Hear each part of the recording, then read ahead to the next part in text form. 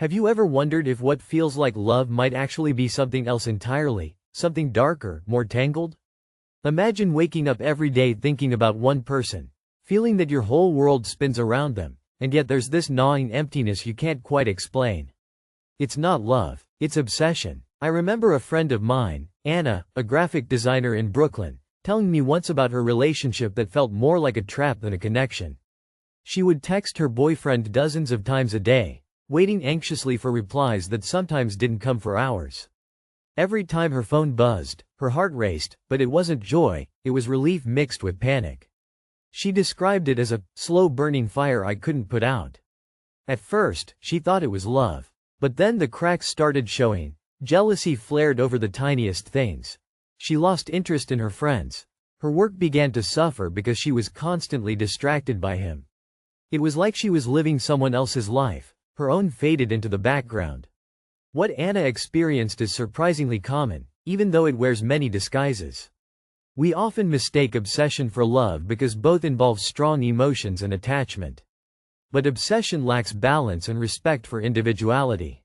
It's less about mutual care and more about possession, control, or filling an internal void.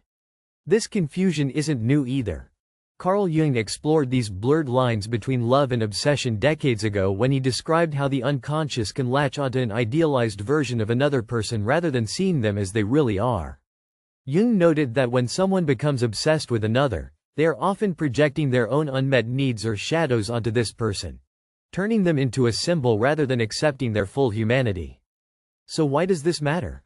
Because recognizing obsession disguised as love can free you from unhealthy patterns before they dig too deep into your sense of self and happiness. If you've ever felt swept away by feelings that leave you drained or anxious instead of grounded and joyful, this conversation is for you. Let's begin by exploring one of the earliest signs that what you're dealing with isn't love but obsession: the inability to maintain personal boundaries and independence. At first glance, it might seem natural to want to be close with someone you care about, to share every detail of your day or rearrange your schedule to fit theirs. But when these actions start feeling less like choices and more like compulsions driven by fear or desperation, that's when red flags wave quietly but insistently. Think about Lucy, a freelance writer living in Seattle during early 2023. She met someone online during the pandemic lockdowns. Let's call him Jake. And quickly found herself wrapped up in conversations from morning until night. At first it was exciting, he was attentive and charming. But soon Lucy stopped accepting invitations from old friends because Jake wouldn't like it, even though she never asked him directly. Her hobbies faded away because there wasn't time. When Jake didn't respond promptly to messages, panic set in. She'd check his social media repeatedly to see who he was interacting with. One evening, Lucy sat on her small balcony overlooking Puget Sound, phone in hand again, heart pounding despite the cool breeze and distant seagulls calling out softly. She realized she hadn't written a single word for her blog all week, her passion sidelined by this growing need to be near Jake's attention at all times. Here lies the core issue. Obsession often erodes boundaries without us noticing because it comes dressed as caring or commitment, but it actually demands constant presence and emotional surrender. Carl Jung saw boundaries as crucial markers of psychological health. They separate where one person ends and another begins. When these lines blur under obsession's weight, we lose ourselves in trying to live through someone else's identity or moods. If this sounds familiar, or even vaguely recognizable, try this simple practice next time you catch yourself scrolling endlessly through messages or postponing your own plans because of someone else. Pause for 5 deep breaths. Ask yourself gently, what do I truly need right now? Is this choice mine or am I responding out of fear or craving? Give yourself permission to say no, not just outwardly but inwardly, to whatever pulls you away from your own rhythm or values. This act of conscious breathing paired with self-questioning reclaims small but vital pieces of autonomy lost in obsessive patterns. It may feel awkward at first, as if stepping back is somehow wrong, but it plants seeds of differentiation between healthy closeness and unhealthy fixation. And here's something interesting. When you honor your own space consistently, even in subtle ways, it naturally shifts how others relate to you. They begin seeing not just an extension of themselves but a whole person who brings unique energy into the relationship. Of course, Setting boundaries doesn't mean shutting people out or building walls so high nobody can enter. It means drawing clear lines where respect lives on both sides without suffocation. If you find yourself doubting whether what you're experiencing is normal closeness or creeping obsession, remember Lucy on that balcony watching waves roll in. A quiet moment reminding herself she existed independently beyond any connection hanging by fragile threads online. Before moving forward with other signs, which we'll explore soon, I want to invite you to subscribe to the channel if this resonates so far. It helps me keep bringing these nuanced conversations grounded in real human experience without jargon or judgment. Honestly, recognizing obsession takes courage because it requires admitting our vulnerability.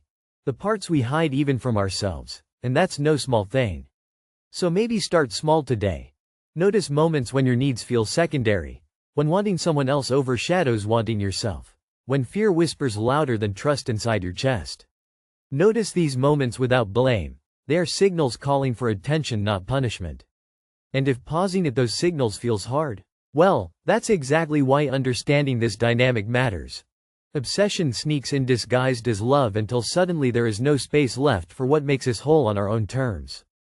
To sum up this point without sounding too neat, because life rarely unfolds tidily, the inability to maintain personal boundaries indicates obsession masquerading as love more often than we realize.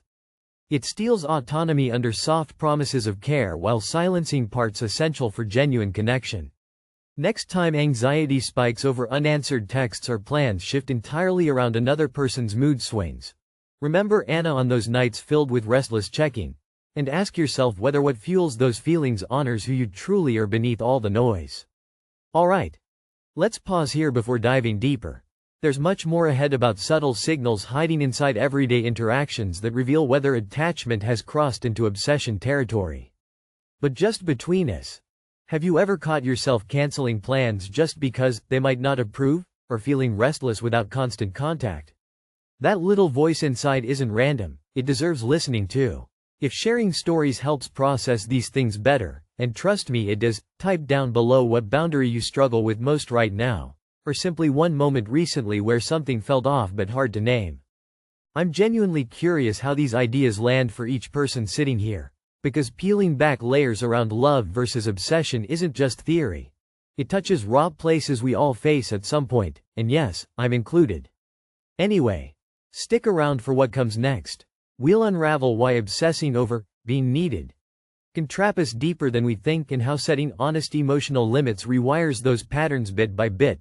Spoiler: it's not about willpower alone.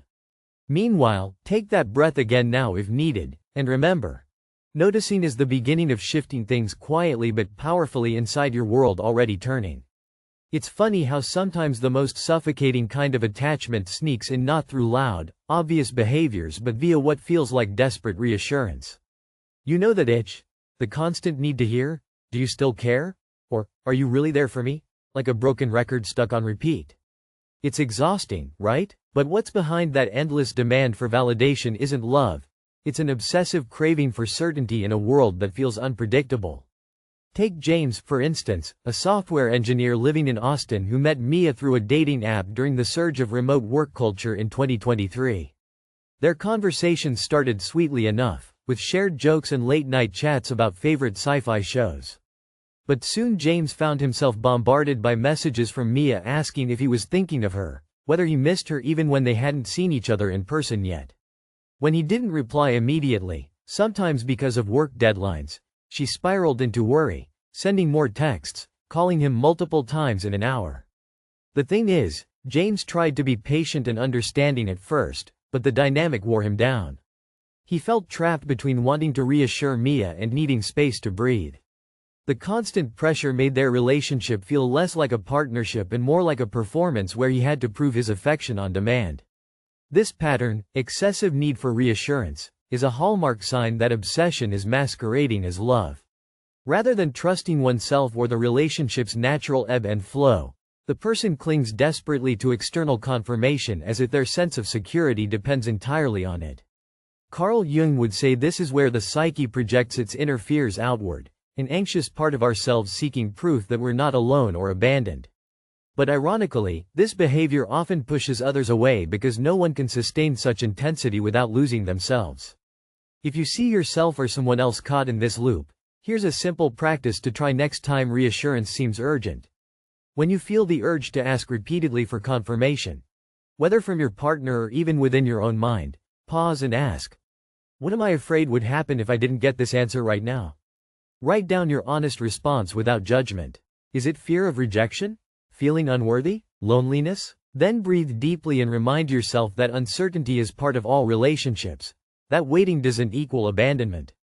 Try delaying your next message by at least 30 minutes before reaching out again just to test your capacity for discomfort without immediate reassurance. This tiny experiment helps build tolerance for ambiguity, a crucial step toward healthier attachments instead of compulsive ones. Now shifting gears but staying inside this realm of emotional dynamics. Another telling sign lies in how obsession distorts our perception of reciprocity, the balance between giving and receiving. Imagine Sarah, a nurse working long shifts in Chicago during early 2024 flu season. Exhausted physically and emotionally, she poured her energy into caring for patients while also trying to maintain her new relationship with Tom. She noticed something troubling. No matter how much she gave emotionally or practically, cooking meals over video calls when she couldn't visit or staying up late talking about his problems, it rarely felt reciprocated fully.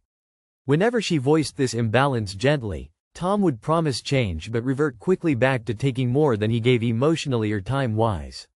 Here's where obsession bends reality. It convinces us that sacrificing ourselves endlessly somehow proves our devotion or earns love. Yet genuine connection thrives on mutuality, where both partners contribute and respect each other's limits. Jung would point out how shadow aspects emerge here. Sarah might unconsciously accept imbalance because it aligns with old patterns learned from family dynamics or personal wounds about self-worth. And Tom might be reacting from his own inner emptiness, needing to take more than he can give without realizing it. To break free from this exhausting cycle requires honest self-reflection paired with clear communication. Not easy when emotions run high, but essential nonetheless. Try this exercise. List 3 ways you currently give more than you receive in any close relationship. Not just romantic but friendships too. Next to each item, write down why you allow this imbalance. Is it guilt? Fear of conflict? Hope it will eventually change? Finally, craft a respectful sentence you could say aloud, or write privately, expressing your need for balance. For example, I want us both to feel supported. Sometimes I notice I'm giving more energy than I'm getting back. Practicing these steps increases awareness and starts shifting how we engage with others toward healthier boundaries grounded in mutual respect rather than obsession-driven sacrifice. It's tempting sometimes to stay stuck believing love must hurt or exhaust us. It makes the story more dramatic. But real connection carries gentle rhythm too. Effort flows both ways without leaving one person drained while the other replenishes endlessly. And speaking of stories that reveal unexpected twists, in one last example illustrating another sign obsession wears its mask under love's guise: emotional dependency disguised as unity. Consider Mark and Elena, who moved together quickly after meeting at a writer's workshop in San Francisco mid-2023. They were inseparable almost overnight. Friends joked they could finish each other's sentences like twins separated at birth, which sounded adorable until Mark realized he no longer made decisions without consulting Elena first, even about small things like what shirt to wear or what route to take downtown. He started feeling anxious when apart because his sense of calm seemed anchored solely by her presence nearby. Friends noticed Mark grew quieter around them. Hobbies once loved got shelved because Elena prefers staying home. His identity blurred so much that Mark joked half-seriously about losing himself inside their relationship bubble. But there was an undertow he couldn't shake off anymore. This fusion, the loss of self through excessive emotional reliance, is another hallmark signal revealing obsession hidden beneath romantic ideals. Jung described how unconscious merging like this blocks individuation, the process where people become distinct yet connected individuals rather than losing themselves entirely within another person's orbit. Healthy relationships honor separateness alongside closeness. They allow breathing room for each partner's inner world rather than demanding constant synchronization fueled by fear of loneliness or abandonment. If any part of Mark's experience echoes inside your own story, or maybe someone close, You might try an exercise called solo moments.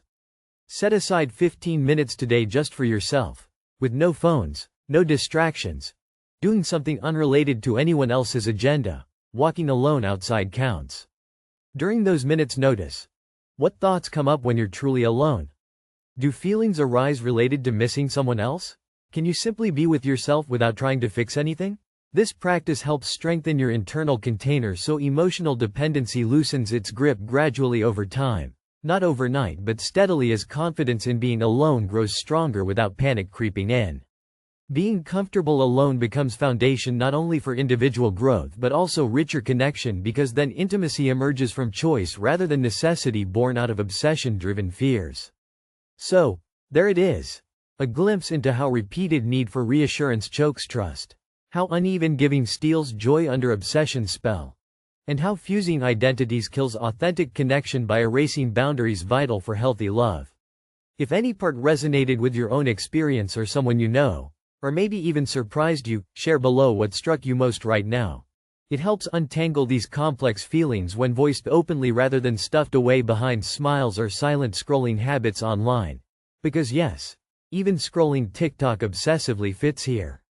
And since we're delving deep into these nuanced emotional currents, if curiosity has crept up about unpacking further psychological patterns tangled with attachment styles, I have some helpful resources tucked away designed specifically around these themes that might offer gentle guidance whenever ready.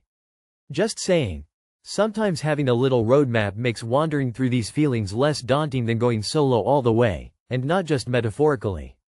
But before jumping ahead, I'd love you to sit with these reflections today. How often do you catch yourself needing immediate responses from someone else, and what emotions flare underneath? Do you find yourself giving beyond reasonable limits hoping it'll earn lasting affection? Have moments alone lately felt threatening instead of restful?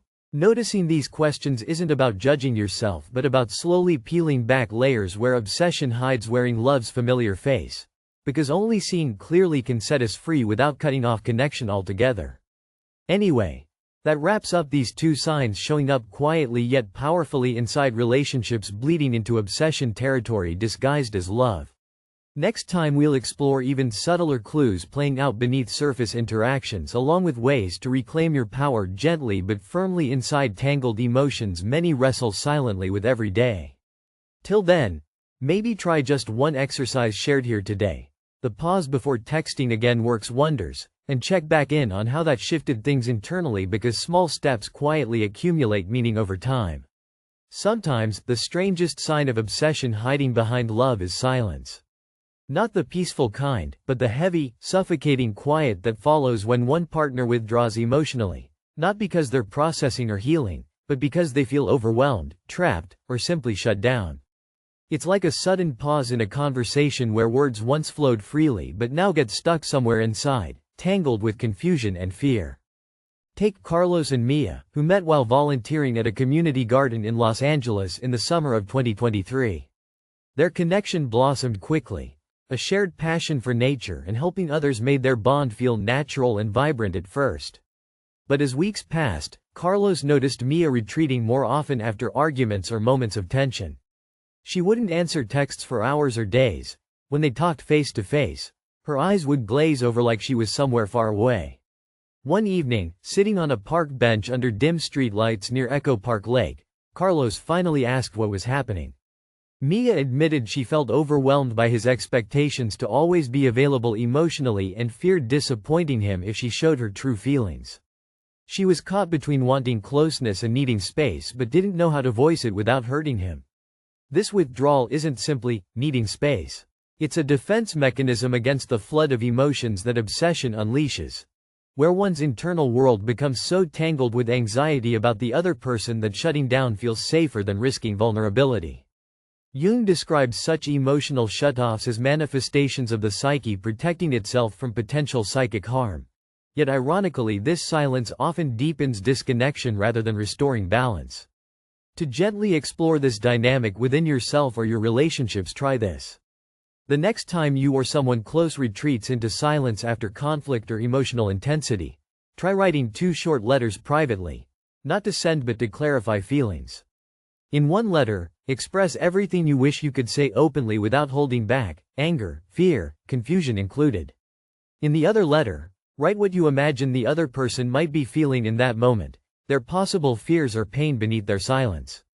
Reading these back later can illuminate hidden layers beneath withdrawal and soften judgment toward yourself and others involved. This exercise creates room for empathy where silence otherwise builds walls, and helps transform reactive habits into conscious responses crafted from understanding instead of fear. You might find that underneath those quiet moments lies not coldness but a desperate plea for safety, a reminder that obsession's grip distorts even the simplest need to be seen fully without losing oneself. Now, if this resonates in any way with your story or someone near you, which I suspect it does, take a moment today to try these letters, not to fix anything immediately but simply to witness what stirs within when words come out in private first before facing another soul.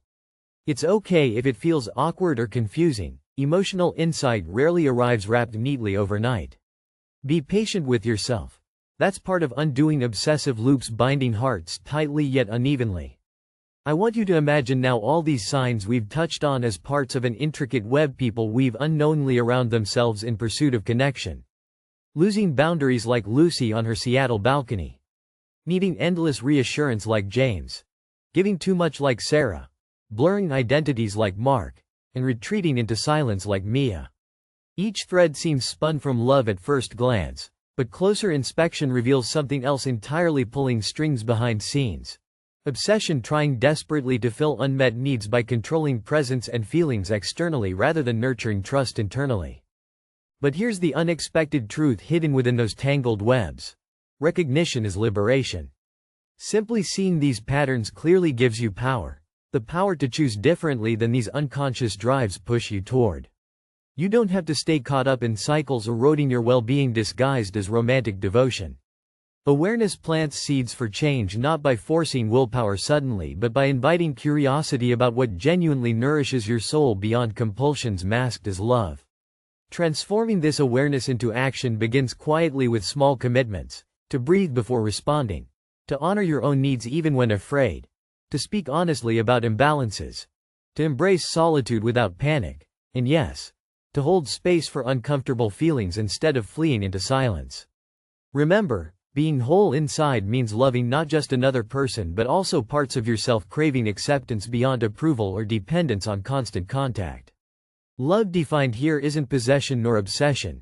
It's a dance between freedom and connection where each person stays true while choosing each other every day anew. Carl Jung wrote extensively about individuation, the process where we become our authentic selves through integrating all aspects including shadows previously ignored or rejected. What we've explored together are glimpses into how obsession blocks individuation by confusing attachment with identity loss. Breaking free requires courage not only outwardly toward others but inwardly toward our fragmented pieces waiting patiently for recognition and integration. So maybe today is less about solving everything at once and more about noticing when obsession tries to sneak past as love within your own heart or relationships around you. And then responding with gentleness instead of judgment. A soft refusal to let unconscious fears dictate how you connect moving forward.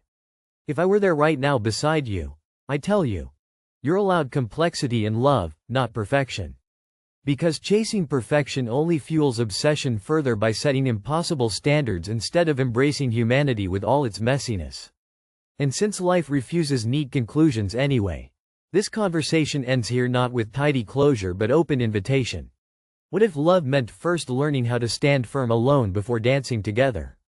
What if letting go meant gaining, not losing? What if obsession fades naturally once we stop feeding it with unspoken fears? These aren't easy questions, but they're worth holding close quietly while life unfolds unpredictably outside our control. Which ironically is where true freedom often hides, unexpectedly waiting patiently among everyday moments unnoticed until suddenly recognized. So whenever doubt creeps in again whether what feels like love is actually something else, remember Carlos beneath those city lights watching silent waves lap softly nearby. And let that memory remind you. Real connection thrives only where two whole souls meet freely. Not where one disappears trying desperately to fill voids left unacknowledged inside themselves long ago. And hey, If any part of this journey shared here sparked something alive inside, even just a flicker, I'd love for you to share what stands out most below, because talking openly makes these mysteries less intimidating and more human after all. Until next time, take care gently of yourself first. That's perhaps the most radical act of love there is.